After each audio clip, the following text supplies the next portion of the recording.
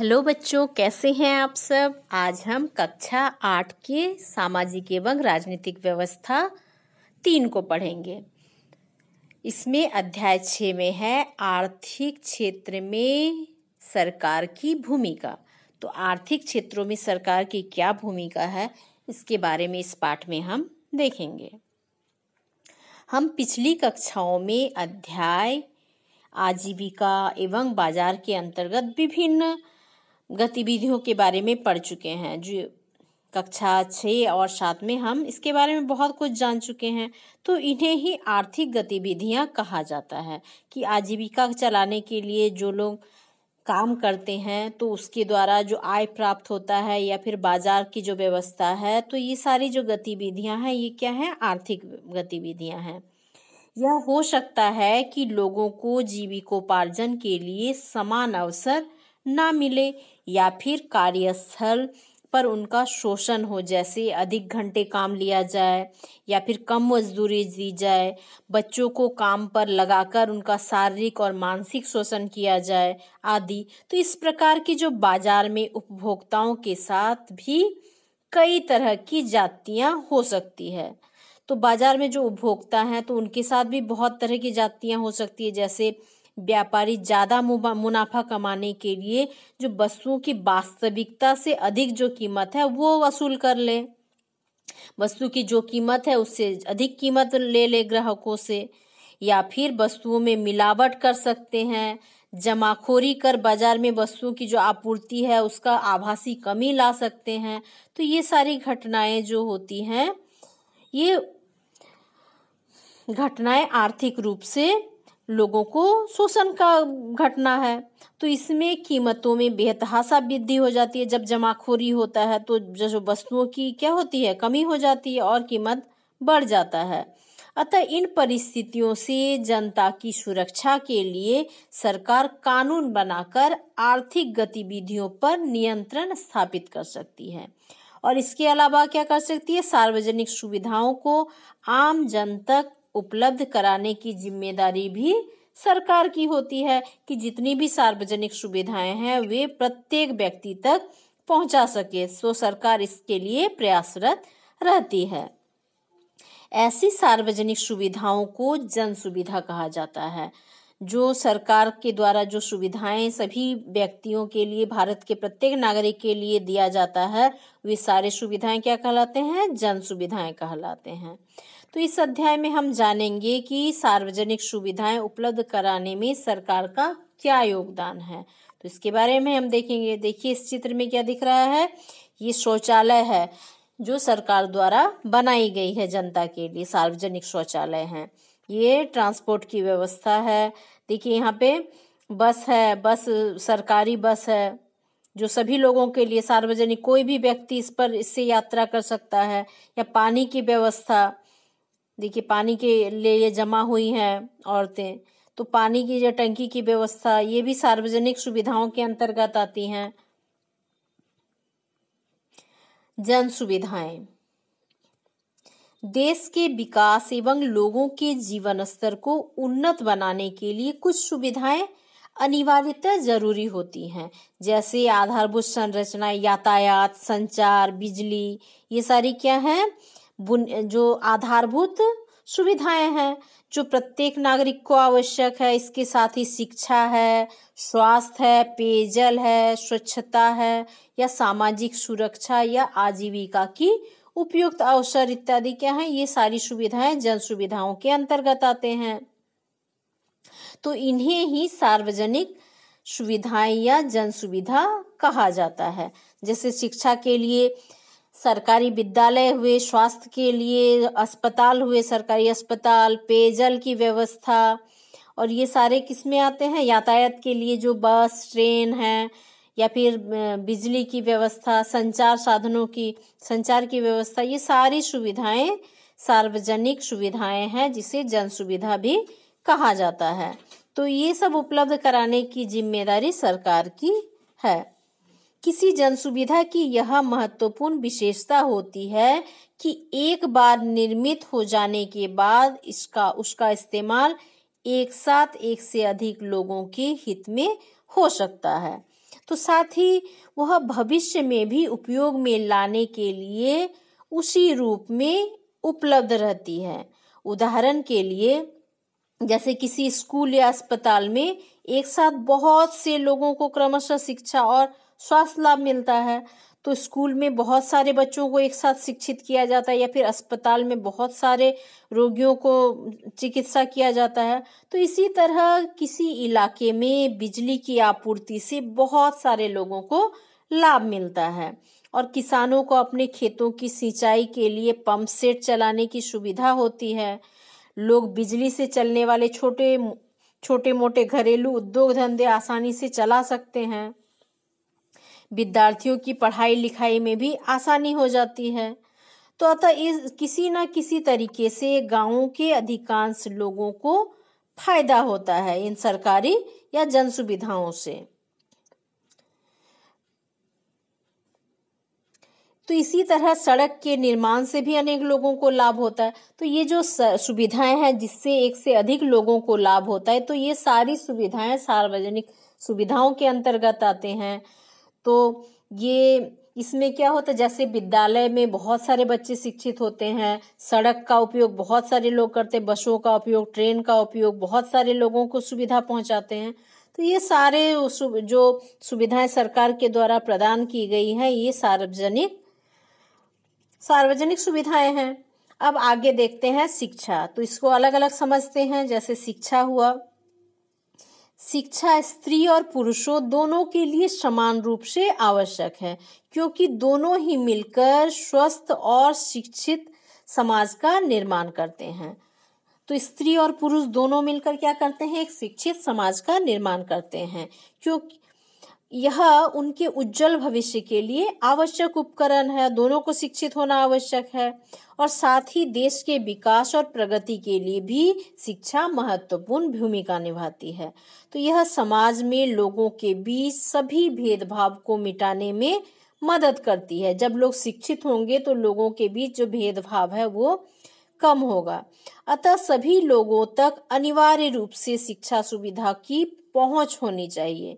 तो भारत में शिक्षा के विकास में सरकार तथा निजी क्षेत्रों की सहभागिता है, लेकिन निजी क्षेत्रों के विद्यालय में समाज के कुछ ही लोगों की ही पहुंच हो जाती है, क्योंकि ये बहुत खर्चीला व्यवस्था होता है।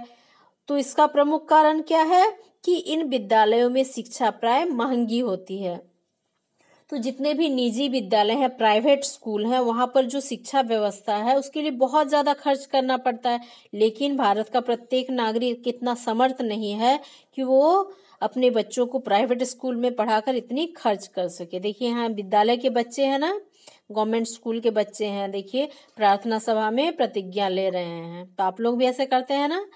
तो अतः जो निजी स्कूलों का पढ़ाई का खर्चा बहुत ज्यादा हो जाता है।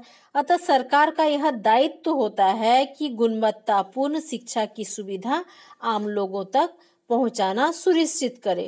तो इसके लिए सरकार क्या करती है, सरकारी विद्यालय खोलती है, जिससे अधिक से अधिक लोगों को शिक्षा का लाभ मिल सके। अब है शिक्षा में सरकार की भूमिका। भारत सरकार के द्वारा 2009 में 6 से 14 वर्ष के सभी बच्चों को निःशुल्क तथा अनिवार्य शिक्षा प्रदान करने का कानून बनाया गया है। तो इस कानून के बनने से शिक्षा का अधिकार हमारा मौलिक अधिकार बन गया है। तो शिक्षा का अधिकार किसमें आते हैं, भारत के द्वारा, संविधान के द्वारा जो दिए गए हैं, भारत के संविधान के द्वारा जो मौलिक अधिकार दिए गए उसके अंतर्गत शिक्षा का अधिकार भी आता है। तो भारत में 2009 में यह कानून बना गया कि 6 से 14 वर्ष के बच्चों को निःशुल्क एवं अनिवार्य शिक्षा प्रदान की जाए। कस्तूरबा गांधी बालिका विद्यालय योजना, मध्याह्न भोजन जैसी योजनाएं शिक्षा को बढ़ावा देने के लिए संचालित की गई हैं। तो बालिकाओं को शिक्षित करने के लिए कस्तूरबा गांधी आवासीय विद्यालय खोले गए हैं। मध्याह्न भोजन की व्यवस्था विद्यालयों में की गई है, जिससे शिक्षा को बढ़ावा मिल सके। इससे पूर्व सर्व शिक्षा अभियान जैसी महत्वपूर्ण योजना भारत सरकार द्वारा 2000-2001 में आरंभ की गई थी। सर्व शिक्षा अभियान का एक लक्ष्य विद्यालयों के प्रबंधन में जन समुदायों की जो भूमिका है उसको सक्रिय करना था। अब है शिक्षा, समझ गए? तो सरकारी विद्यालयों के द्वारा अधिक से अधिक लोगों को शिक्षित करने की व्यवस्था है। अब है स्वास्थ्य, तो ये भी एक तरह की जन सुविधाएं हैं। तो स्वास्थ्य युवा पीढ़ी किसी देश के विकास की रीढ़ होते हैं। तो कोई देश तभी विकास कर सकता है जब उसके जो युवा पीढ़ी है वो स्वस्थ रहेंगे। तो स्वास्थ्य सिर्फ बीमारियों के अनुपस्थिति का नाम नहीं है, बल्कि यह एक पूर्ण शारीरिक, मानसिक और सामाजिक खुशहाली की स्थिति है। तो स्वस्थ होना बस बीमारी ना होना नहीं है। तो स्वस्थ होने का क्या अर्थ है कि वो शारीरिक, मानसिक रूप से स्वस्थ हो। और एक स्वस्थ व्यक्ति ही अपने जीवन और सामाजिक परिवेश से कुशल सामंजस्य स्थापित करने में समर्थ होता है। वह समाज तथा देश के विकास में उत्कृष्ट योगदान दे सकता है। जब व्यक्ति स्वस्थ होगा तभी उसका जो योगदान होगा इतना प्रभावी होगा कि देश विकास की ओर अग्रसर होगा। तो व्यक्ति के स्वास्थ्य में उनके खान पान की आदतों, आनुवंशिक कारणों तथा वातावरण का भी प्रभाव पड़ता है। तो एक व्यक्ति तभी स्वस्थ हो सकता है जब वो खाने पीने की जो उसकी आदत है वो स्वस्थ हो, या फिर जो उसके आसपास का वातावरण है वो स्वस्थ हो, तभी व्यक्ति पूर्णतः स्वतंत्र, शारीरिक और मानसिक रूप से स्वस्थ हो सकता है। अतः आम नागरिक तक स्वास्थ्य सुविधाओं की पहुंच बहुत जरूरी है, जिससे प्रत्येक नागरिक स्वस्थ रहे और देश विकास करे। स्वास्थ्य सेवाओं का लक्ष्य लोगों के स्वास्थ्य स्तर को बेहतर बनाना है। तो जो लोगों का स्वास्थ्य स्तर है इसको बेहतर बनाने का उद्देश्य इन स्वास्थ्य केंद्रों का है। अतः आम नागरिक तक स्वास्थ्य सुविधाओं की पहुंच बहुत जरूरी है और इसका लक्ष्य क्या है? स्वास्थ्य स्तर को बेहतर बनाना। ये जो स्वास्थ्य केंद्र हैं, तो ये सेवाएं बीमारी के इलाज, उसके रोकथाम तथा स्वास्थ्य के प्रति जागरूकता को बढ़ावा देने के लिए है। जब व्यक्ति को पहले जागरूक करता है ये स्वास्थ्य केंद्र, उसको ये रोगों के रोकथाम के लिए उपाय करता है, और जब वो बीमार पड़ जाते हैं तो उसका इलाज करने की भी व्यवस्था इन स्वास्थ्य केंद्रों में की जाती है। देखिए यहाँ एक सरकारी अस्पताल का चित्र है जहाँ पर बहुत सारे जागरूकता अभियान भी चलाए जाते हैं। साथ ही जो बच्चों को टीका है उसकी व्यवस्था होती है, या फिर रोगों के रोकथाम के लिए भी पहले से उपाय किए जाते हैं, लोगों को उसके प्रति जागरूक किया जाता है। तो ये उनका कार्य है, जिससे कि हमारा देश और हमारे देश के लोग स्वस्थ रहें। बच्चों के टीकाकरण से किसी आगामी बीमारी के खतरे को रोका जा सकता है। तो बच्चों के टीकाकरण की भी व्यवस्था ऐसी जगहों में होती है जिससे आने वाले बीमारियों से उसको पहले से ही सुरक्षा प्रदान किया जा सकता है। अच्छे स्वास्थ्य सुविधा मृत्यु दर में कमी लाने में सहायक होता है। यदि स्वास्थ्य सुविधाएं अच्छी होगी तो मृत्यु दर में कमी आएगी, मृत्यु कम होगी तो मृत्यु दर कम होगा। तो सरकार पूरी आबादी के लिए समुचित स्वास्थ्य सुविधाओं की व्यवस्था करने के लिए प्रतिबद्ध होती है। तो जितने जनसंख्या है सभी के लिए स्वास्थ्य सुविधाएं उपलब्ध कराना सरकार का दायित्व है। अतः वह समय समय पर विभिन्न बीमारियों के उपचार, रोकथाम तथा उन्मूलन के लिए टीकाकरण और प्राथमिक उपचार आदि की व्यवस्था करती है। तो जब जिस रोग की आशंका होगी उससे पहले ही उसके उपचार की तथा रोकथाम के लिए टीका की भी व्यवस्था सरकार करती है। तो निशुल्क, और ये जो सारी सुविधाएं हैं ये सरकार के द्वारा निशुल्क उपलब्ध हैं। तो जितने भी सरकारी अस्पताल है वहां आप निशुल्क चिकित्सा करवा सकते हैं। जैसे पोलियो उन्मूलन भी इसी तरह का एक योजना है।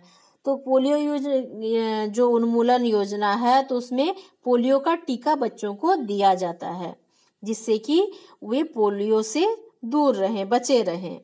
तो ये भी सरकार का प्रयास करती है। और ये सारा ये जो प्रोसेस है पोलियो टीकाकरण का, ये क्या है? निशुल्क है। पेयजल एवं स्वास्थ्य, अब नेक्स्ट क्या है? ये भी एक जन सुविधा है, पेयजल एवं, और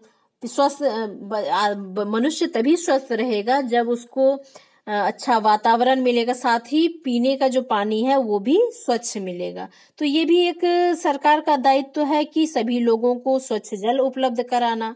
तो जीवन के लिए पानी बहुत आवश्यक है। स्वच्छ पेयजल की उपलब्धता व्यक्ति के स्वास्थ्य के लिए अति आवश्यक है। व्यक्ति को स्वस्थ रहने के लिए साफ पानी आवश्यक है। दूषित पानी से दस्त, पेचिश, हैजा आदि संक्रमित बीमारियां हो सकती हैं और इसके फैलने का डर हो सकता है। भारत में दूषित पानी के कारण प्रतिदिन लगभग 1600 व्यक्ति की मृत्यु होती है। ये एक डाटा है, सरकारी डाटा है। तो इसमें से ज्यादातर 5 साल से कम उम्र के बच्चे होते हैं। जो मरने वाले व्यक्ति होते हैं तो उनमें से ज्यादातर कौन होते हैं? 5 साल से कम उम्र के बच्चे होते हैं, क्योंकि उनकी जो प्रतिरोधी क्षमता होती है वो कमजोर होती है, जिसके कारण वे जल्दी आक्रांत हो जाते हैं। स्वास्थ्य पेयजल की उपलब्धता को सुनिश्चित कर इन मौतों को रोका जा सकता है। तो स्वच्छ पेयजल जब उपलब्ध होगा तो दूषित पानी लोग नहीं पिएंगे और इन बीमारियों से वे बचे रह जाएंगे।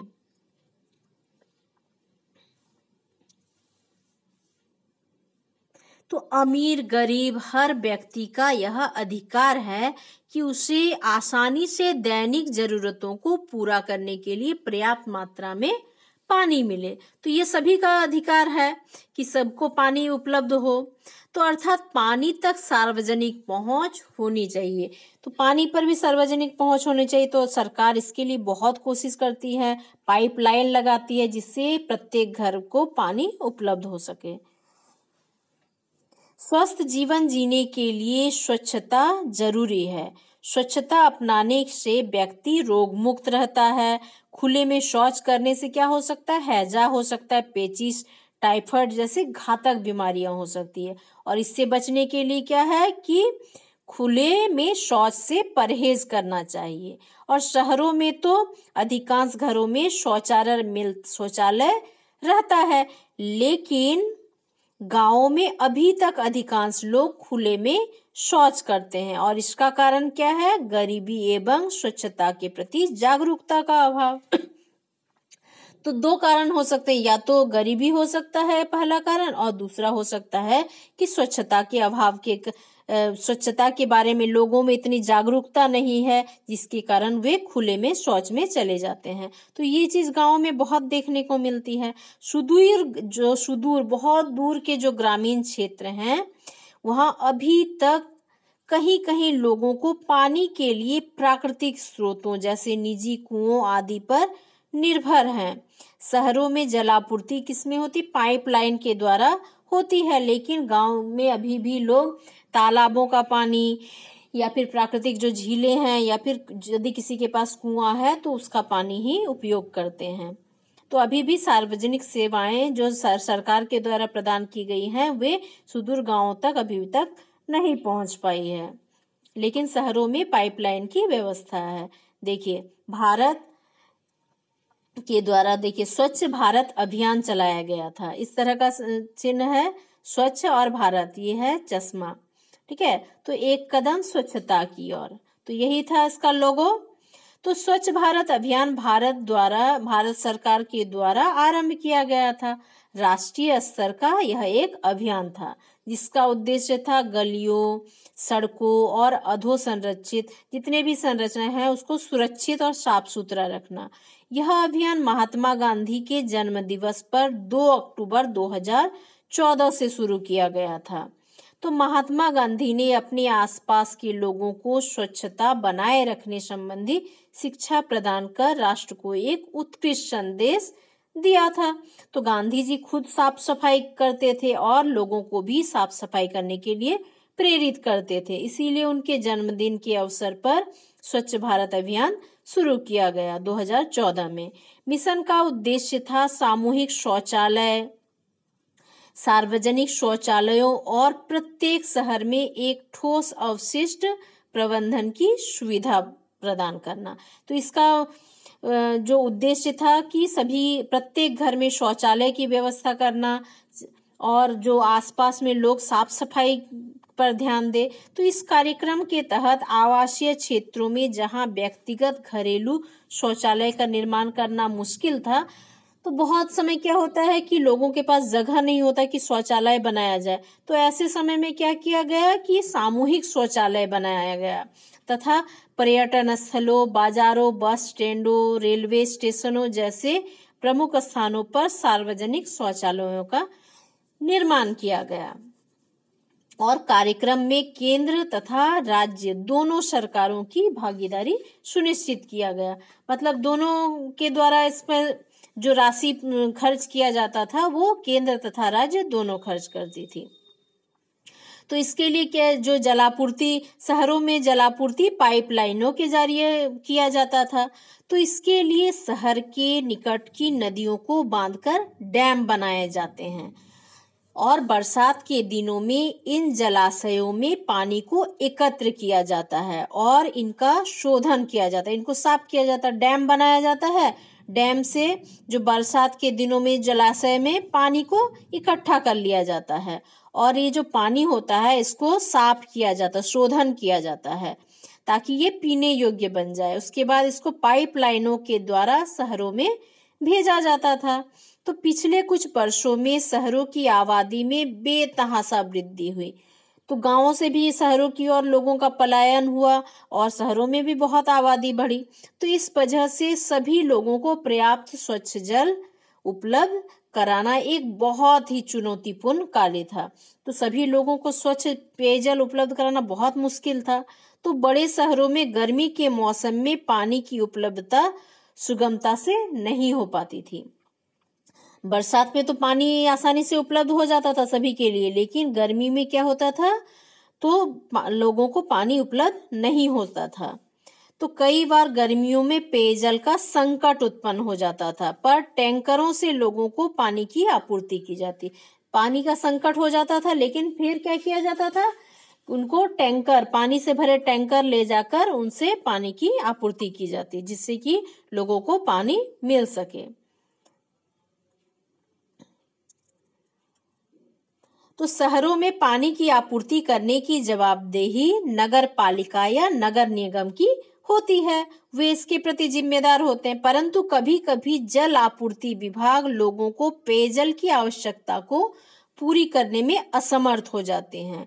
तो जल विभाग है वो इसकी जो आपूर्ति है ये कर नहीं पाते हैं, सभी लोगों को जल उपलब्ध नहीं करा पाते हैं। शहरों में ऐसा हो सकता है कि किसी को ज्यादा पानी मिले तथा किसी को कम, ऐसा हो सकता है। तो धनी एवं सुविधा संपन्न वर्ग पानी खरीदकर या निजी संस्थानों से पानी की समस्या को हल कर सकते हैं।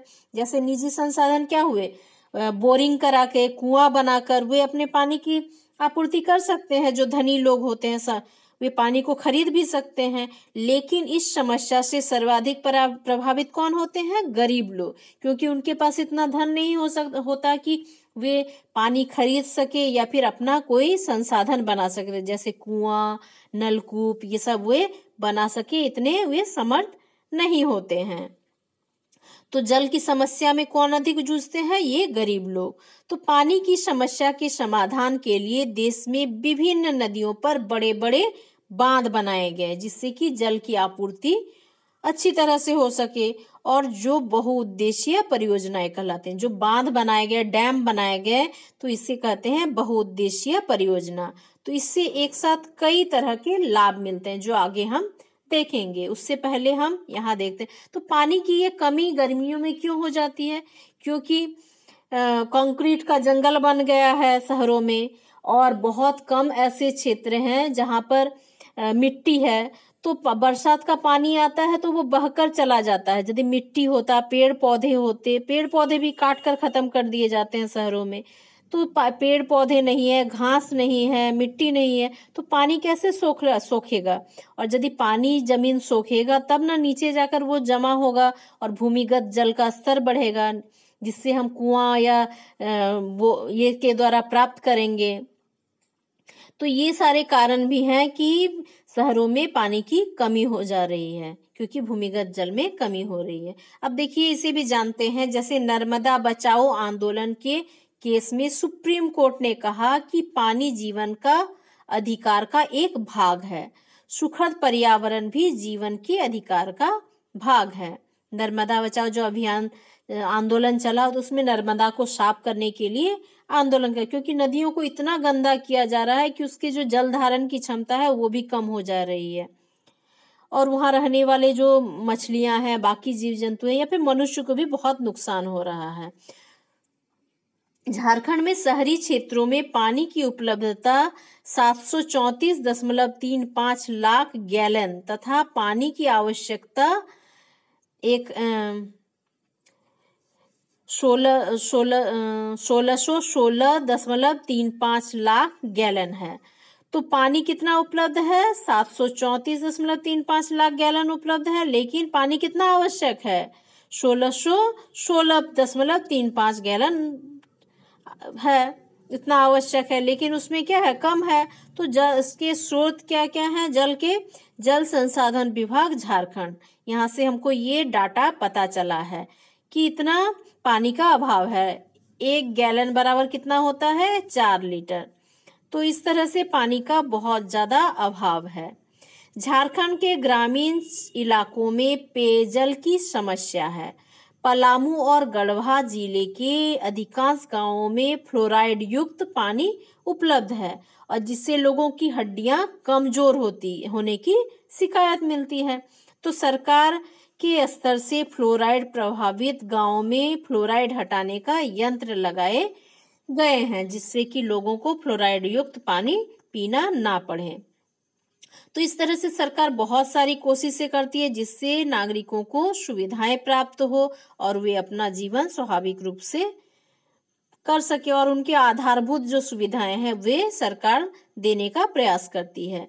तो जितने बहुउद्देशीय परियोजनाएं हैं उनके कुछ लाभ हैं, जैसे बाढ़ की रोकथाम।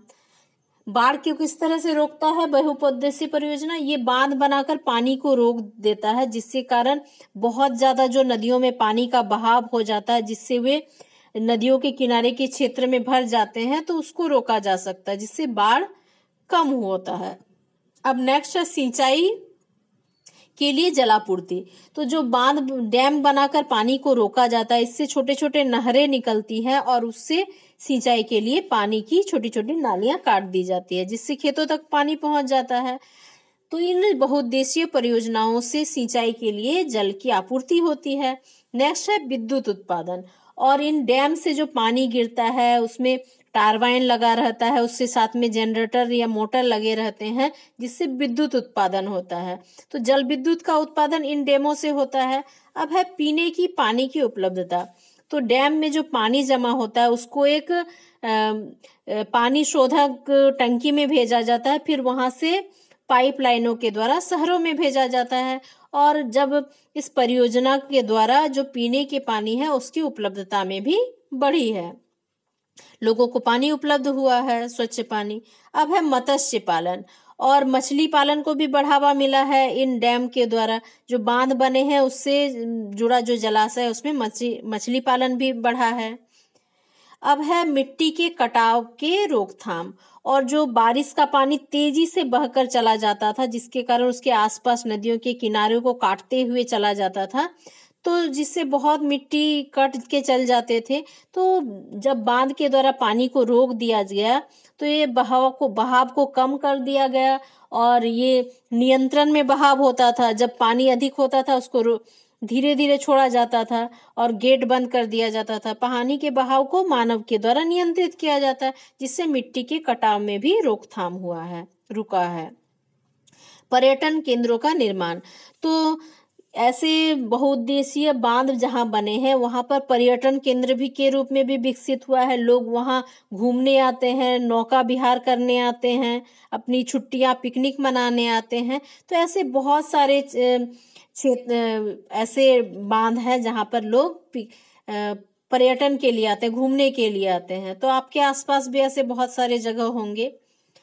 तो भारत की कुछ महत्वपूर्ण बहुउद्देशीय परियोजनाएं हैं, जैसे भाखड़ नागल परियोजना, कोशी परियोजना, दामोदर घाटी परियोजना, टिहरी बांध परियोजना, हीराकुंड परियोजना। गतिविधि। देखिए, बहुउद्देशीय परियोजना से होने वाले 3 अतिरिक्त लाभों का आप पता कीजिए और हमको बताइए। ठीक है, ये तो इतने सारे लाभ हैं, और भी क्या क्या लाभ हैं वो आप पता करने की कोशिश कीजिए। देखिए, यहाँ चित्र में दिख रहा है मैथन डैम। यह झारखंड के धनबाद जिले में स्थित है। तो यहाँ भी बहुत सारे लोग पिकनिक मनाने आते हैं। तो आप में से भी बहुत बच्चे हो सकता है यहाँ पिकनिक मनाने आए होंगे। तो ये जो परियोजनाएं हैं, डैम है, तो इसके द्वारा बहुत सारे फायदे आपने देखे। सिंचाई के लिए पानी मिलता है, पीने के लिए पानी, मत्स्य उद्योग को बढ़ावा मिलता है, पर्यटन को बढ़ावा मिलता है, मिट्टी का कटाव रुकता है। तो बहुत सारे इसके फायदे हैं और सरकार के द्वारा इस तरह के परियोजना बनाकर लोगों को लाभ पहुंचाया गया है। देखिए, टैंकर से पानी की आपूर्ति। जब गर्मी के दिनों में पानी पाइपलाइनों से जो पानी भेजा जाता है वो भी लोगों के लिए सफिशिएंट नहीं होता, तब टैंकर भेजकर लोगों को पानी की आपूर्ति की जाती है, जैसे इस चित्र में दिख रहा है। तो इस तरह से सरकार बहुत सारे ऐसे काम करते हैं जिससे लोगों को सुविधा मिल सकते, उनकी आधारभूत आवश्यकताएं पूरी हो सके।